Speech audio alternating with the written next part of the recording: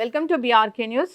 So జనరల్గా diabetes అది సీజన్ని బట్టి అది ఫ్లక్చువేట్ అవుతుందని చెప్తూ ఉంటారు. దీనిలో వాస్తవం ఎంత? మరి ఇది సమ్మర్ ఎండాకాలం వచ్చేసింది, ఎలాంటి జాగ్రత్తలు తీసుకోవాలి షుగర్ లెవెల్స్ పెరగకుండా? సో పూర్తి వివరాలు తెలుసుకుందాం. ఈరోజు మనతో పాటు ఉన్నారు ప్రముఖ internal medicine specialist doctor Rajesh Ukkala గారు. డాక్టర్ గారు నమస్తే అండి. నమస్తే. డాక్టర్ గారు, చలికాలం వచ్చిందంటే షుగర్ పెరిగిపోతుంది ఇలా మాట్లాడుతూ ఉంటాయి, ఇలా చెప్తూ ఉంటారు. అయితే ఇప్పుడు ఎండాకాలం వచ్చింది, అసలు జాగ్రత్తలు అంటే పర్టికులర్గా ఏముంటాయి డాక్టర్ గారు వీళ్ళకి? వెరీ ఇంపార్టెంట్గా ఈ సమ్మర్ సీజన్ రాగానే నాకు ఫస్ట్ స్ట్రైక్ అయ్యేది మామిడి పండ్ల సీజన్. మేజర్ కెలామిటీ ఈ డయాబెటిక్ పాపులేషన్లో. చాలామంది టెస్టులు చేసుకోవడం మానేస్తారు. ఫస్ట్ మామిడి పండ్లు హ్యాపీగా తినేస్తారు. తినేసి ఆ లెవెల్స్ ఆఫ్ షుగర్స్ చాలా హై వచ్చే విధంగా ఆటోమేటిక్గా జరుగుద్ది. సో ఇక్కడ మామిడి పండ్ల సీజనే కాకుండా ఎండాకాలంలో డీహైడ్రేషన్కి గురవడం చాలా కామన్. సో ఎక్కువ శాతం పీపుల్ కోకోనట్ వాటర్ తాగడం, చెరుకు రసం తాగడం, ఫ్రూట్ జ్యూసెస్ తాగడం, ఇవన్నీ కూడా common mistakes by diabetic population. So దాని కారణంగా షుగర్స్ విపరీతంగా. కోకోనట్ వాటర్ కూడా పెరుగుతుందా? మరి షుగర్ లెవెల్స్ ఉన్నాయి కదా దాంట్లో కూడా. సపోజ్ వీళ్ళ కంట్రోల్ సరిగ్గా లేకపోతే డెఫినెట్గా హై లెవెల్స్కి వెళ్ళిపోద్ది షుగర్. సో చల్లటి పానీయాలు అంటే బేసిక్లీ షుగరీ వాటరే ఉంటాయి, వాట్ ఎవర్ ఫామ్, అది ఏ ఫార్మాట్లో తీసుకున్నా కానీ ఆ విధంగా ఈ షుగర్స్ డెఫినెట్గా ఎలివేటెడ్ అవుతాయి. షుగర్స్ ఎలివేటెడ్ అయినప్పుడు ఏమవుతుందంటే అవయవాల మీద ఎఫెక్ట్, అదంతా ఎస్టాబ్లిష్డ్ ఫ్యాక్ట్స్. సో కిడ్నీ మీద ప్రాబ్లం, హార్ట్ మీద ప్రాబ్లం, సర్క్యులేషన్ మీద ప్రాబ్లం, ఇంక ఇలా చెప్పుకుంటూ వెళ్తే డయాబెటీస్ ద్వారా వచ్చే కాంప్లికేషన్స్ అన్నీ ఎక్కువగా పెరిగేదానికి ఆస్కారం ఉంది. తర్వాత ఇన్ జనరల్ ఏంటంటే డీహైడ్రేషన్కి గురవడం చాలా కామన్గా ఉంటుంది. డీహైడ్రేషన్ అంటే వాటర్ శాతాన్ని తగ్గించినా కానీ ఏవైతే ఇన్సులిన్ ఎఫెక్ట్స్ బాడీ మీద ఉంటాయో, ఏవైతే షుగర్ లెవెల్స్ బ్యాలెన్స్ మెయింటైన్ అవుతుంటుందో ఇవన్నీ ఎఫెక్ట్ అవుతాయి. కాబట్టి దాని కారణంగా కూడా షుగర్ ద్వారా వచ్చే కాంప్లికేషన్స్ పెరిగేదానికి ఆస్కారం ఉంది. ఇప్పుడు డీహైడ్రేషన్ అంటే గుర్తొచ్చింది డాక్టర్ గారు, జనరల్గా ఏదైనా ఇష్యూ ఉంది, ఇప్పుడు డయేరియా ఉంది అన్నప్పుడు హైడ్రేషన్ కోసం ఓఆర్ఎస్ఎల్ తీసుకుంటూ ఉంటారు. ఓఆర్ఎస్ఎల్ అనేది అసలు చాలా డేంజర్ అంట కదా, షుగర్ పేషెంట్స్ అసలు తీసుకోకూడదు అంటున్నారు. Absolutely correct. ఇప్పుడు నేను రికమెండ్ చేసే విధానంలో ఏంటంటే ఎవరైతే డయాబెటిక్ పాపులేషన్ ఉంటారో వాళ్ళు ఓఆర్ఎస్ఎల్ తాగాల్సిన అవసరం లేదండి. బేసిక్లీ గంజి, పప్పు మీద water, sabudana water, barley water, ఇవన్నీ తాగడం వల్ల హైడ్రేషన్ ప్రాపర్గా వస్తుంది. ఈ ఓఆర్ఎస్ఎల్ ఎందుకు వస్తుంది అంటే తీయగా ఉంటుంది, తీపి గురించి క్రేవింగ్ ఉంటుంది. తీపి గురించి క్రేవింగ్ ఉంటుంది. ఈ డయాబెటిక్ పాపులేషన్ అందరికి కూడా ఏదైతే రెస్ట్రిక్షన్ పెడతామో వాటిని తీసుకోవాల్సిన క్రేవింగ్ ఉంటుంది.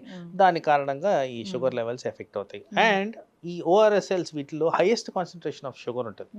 ఆ కారణంగా షుగరు మనం ఓఆర్ఎస్ఎల్ని అసలు ఓఆర్ఎస్ లాగా కన్సిడర్ చేయకూడదు అంట కదా డాక్టర్ గారు.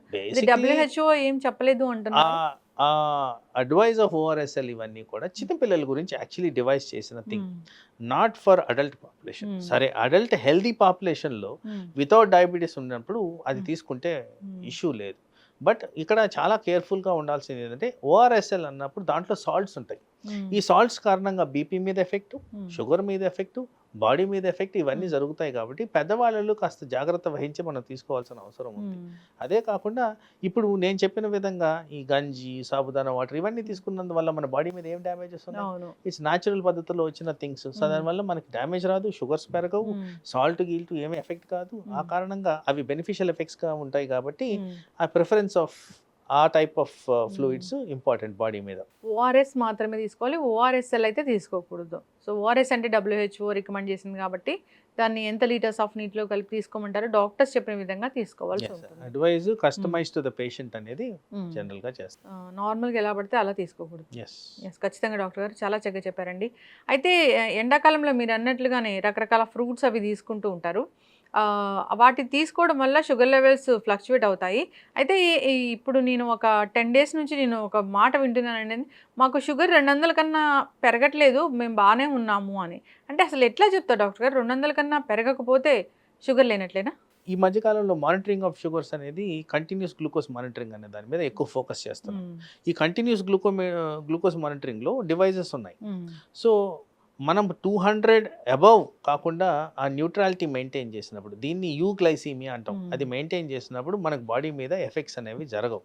కానీ అది ఎంతవరకు కరెక్షన్ ఉంది, ఎంతమంది సీజీఎం చేసి కనుక్కుంటున్నారు, ఎవరిలో ఎక్స్కర్షన్స్ లేకుండా ఉంటున్నాయి, ఇలాంటివన్నీ గమనించుకొనే మనం షుగర్ లెవెల్స్ గురించి కంట్రోల్ చేస్తాం. సో అబవ్ 200 కానీ సీజీఎంలో కానీ వస్తుంది అంటే ఎస్, ఇది అబ్నార్మల్ రికార్డింగ్ కింద కన్సిడర్ చేయాల్సిన అవసరం ఉంది. దానికి తగ్గట్టు ఈ మార్పులు చేర్పులు చేయాల్సిన అవసరం కూడా ఉంది. సో మీరు అన్నట్టు ఆ రేంజ్ 140 to 200 మెయింటైన్ అవుతున్నప్పుడు then that should be acceptable. యూనివర్సల్గా ఏముంటుంది డాక్టర్ గారు షుగర్ లెవెల్స్ ఇంత అంటే, సో ఇది హెల్దీ షుగర్ అనేది ఎట్లా ఉంటుంది చెప్తారు? సో జనరల్గా మేము చెప్పే రికమెండేషన్స్ ఏంటంటే ఫాస్టింగ్ అనేది అరౌండ్ 100 ±10, పోస్ట్ లంచ్ అనేది అరౌండ్ 160 ±10, ఇది మెయింటైన్ చేస్తే ఆల్మోస్ట్ న్యూట్రాలిటీ మీరు మెయింటైన్ చేసినట్టు. ఈ గైడెన్స్ కింద మీరు కానీ షుగర్ లెవెల్స్ని ఇంటర్ప్రెట్ చేయగలిగితే ఆర్ మెయింటైన్ చేయగలిగితే బాడీ మీద ఎక్కువగా సివియారిటీ లేకుండా మనం కాంప్లికేషన్స్ లేకుండా ప్రివెంట్ చేసుకోవచ్చు. అయితే ఈ సమ్మర్లో జాగ్రత్తలు అంటే కోకోనట్ వాటర్ తీసుకోకూడదు, సో ఏదైతే బాగా స్వీట్గా ఉంటాయో మ్యాంగోస్ ఇలాంటివి తీసుకోకూడదు, చెరుకు రసము ఇలాంటివి అస్సలు తీసుకోకుండా ఉండాలి. జాగ్రత్తలు ఎప్పుడులాగా సమ్మర్ అనగానే పెళ్ళిళ్ళ సీజన్ ఉంటుంది డాక్టర్ గారు, వెకేషన్కి వెళ్తూ ఉంటారు, ఇప్పుడు అంటే జాగ్రత్తలు ఏం చెప్తారు? వెకేషన్ వెళ్తున్నారు, ట్యాబ్లెట్ మర్చిపోయిపోతూ ఉంటారు, సో జాగ్రత్తలు అంటే ఏం చెప్తారు డాక్టర్ గారు? సో ఫస్ట్ అండ్ ఫార్మోస్ట్ మనం మర్చిపోకుండా ఉండాల్సింది, మనకి ఈ ప్రాబ్లం అనేది ఉంది అని మనం ఫస్ట్ యాక్సెప్ట్ చేసుకోవాలి. వెళ్ళేటప్పుడు మీరు ఏదైతే వెకేషన్ ప్లాన్ చేసుకున్నారో first item flight ticket or whatever ticket కన్నా ముందు ఈ టాబ్లెట్ టికెట్ అనేది లోపల పెట్టుకోవాలి. సో మీరు అన్నట్టు మర్చిపోవడం అనేది ఇక్కడ ఎక్స్క్యూజ్ కాదు, లేకపోతే జర్నీ మర్చిపోండి, don't go for the holiday, ఎందుకంటే మీ హెల్త్ బాగలేకపోతే అక్కడే మీరు ఎంజాయ్ చేసేది ఉండదు.